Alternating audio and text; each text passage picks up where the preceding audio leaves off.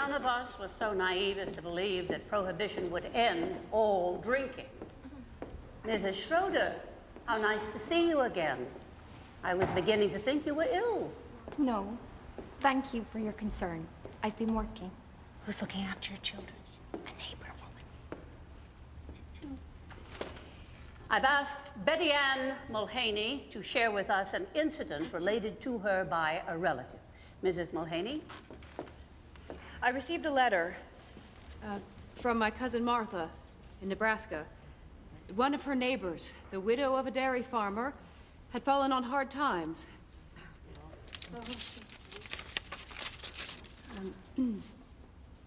With 6 children to feed, temptation got the better of her, so she decided to mix up some gin in her bathtub, using a formula she'd gotten from a farmhand.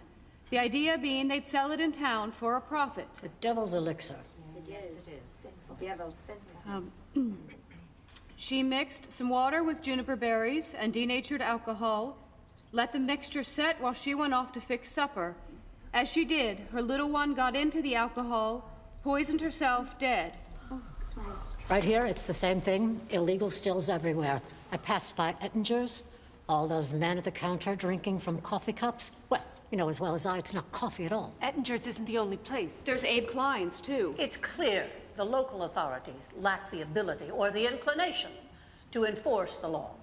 And with our numbers dwindling, we have to work even harder to capture their attention. I heard Doc Holland is writing prescriptions for whiskey. You don't even have to be ill. It's a disgrace is what it is. Ladies, please, with all this clatter, I'm not hearing what we might do about it. A rally at the parade. Get out there marching like the old days. And marching is all well and good, but we need to stop the alcohol at its source. This morning I saw barrels of beer, dozens of them, being loaded into a garage behind my home. This is what I'm talking about.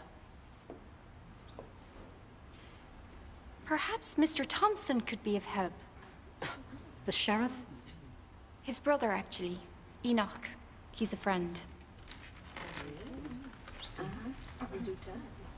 Which is to say, he's been of great assistance since my husband passed. Well, perhaps you could arrange a meeting. I'd be happy to try.